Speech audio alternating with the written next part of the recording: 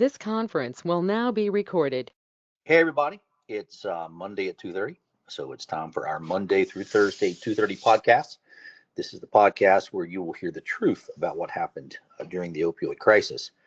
Uh, Progress with the book is going well. I'm actually quite pleased with the way the book is coming together.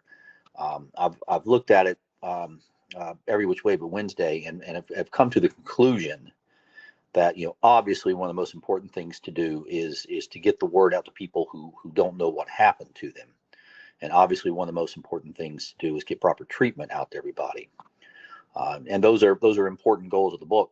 But then after that, you're kind of left to ask yourself, what's the next most important thing to do, and I'm open to ideas. I'm open to suggestions. As always, I'll listen to everything you send me. I'll read everything you send me. But I think one of the most important things to do is to set about the pathway to hold these people accountable. What they did is beyond the pale. It's inhumane. And if we don't hold them accountable, who will? And you could say, well, the federal government will hold the bureaucracies accountable. How do you hold a bureaucracy accountable? That's like holding a bridge or a sidewalk accountable. No, we want people. We want to hold the people that did this accountable, not the FDA, but the people at the FDA.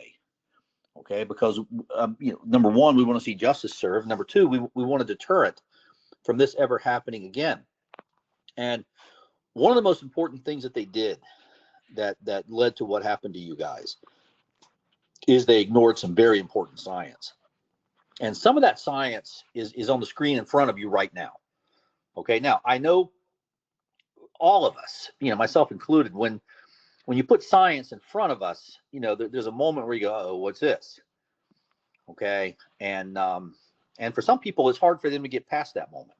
Science is just not something they're comfortable with. But let me just point out to you, okay, this is a graph.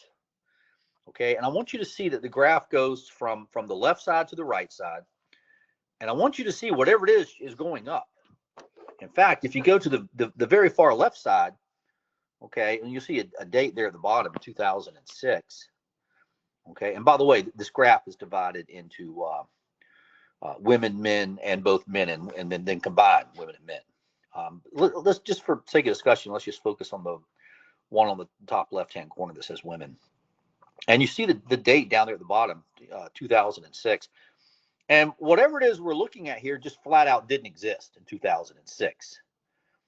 Okay, but you jump ahead 10 years to 2016, and boy, did it sure come out of nowhere. And folks, this is what an epidemic looks like.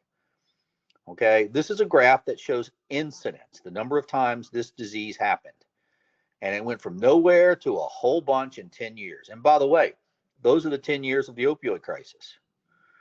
Okay, now the name of this epidemic, of this disease, is called. I love the name, Takotsubo cardiomyopathy. Okay, you got to practice to learn how to say it. Takotsubo means oyster pot in Japanese, and so this is a type of heart attack that happens where during the heart attack the heart actually looks like an oyster pot on echocardiogram, thus the name Takotsubo cardiomyopathy. But it's a type of heart attack. But most importantly, it's a type of heart attack that only happens in response to adrenaline toxicity. So there it is in front of you. Okay, beginning in 2006, our citizens experience an epidemic of adrenaline toxicity. Okay, how do we know? Because we had an epidemic of Takotsubo cardiomyopathy. We had an epidemic of heart attacks that only occur in the setting of adrenaline toxicity. And this is the what happened here? Did I lose my connection? All right, I lost my phone there for a second, folks. I'm not sure what happened. And I'm coming to you on the phone. That was strange. Still got battery. Anyway, back to work. This is part of the science that we sent to both the CDC and the FDA. And as you know, we got back a nasty letter from the FDA making fun of me, which basically means they're making fun of you. We begged them for help. and we begged them to get the people treated with the antidote that is buprenorphine. And they just said, "Oh, sorry, we're the FDA, and we're really busy." So when I say we want to hold them accountable, there's no excuse for what they did. We put the science in front of them. Okay, they didn't even have to go to Google and find it. We put it in front of them, and we put it in front of them in ways that they had to respond to it. They were required by law to respond. That's why I got that letter dated June 4th. They're required by law to respond. I've got a number of letters back from the FDA. Okay, and they're just ignoring the science, and that's their sin. That's that when I say they need to be held accountable, first and foremost, they need to be held accountable because they ignored science, and you can't do that. No matter how important of a bureaucrat you are, you don't get to ignore science. And if you do, there's potential for bad things to happen, and that's exactly what happened here. So we'll hold here for today. I'm going to go back to work on the book. Please let me hear from you. As always, don't forget to like and subscribe to our podcast. And do not forget to post this podcast on your social media and everybody else's social media. And folks, we will be back tomorrow at 2:30.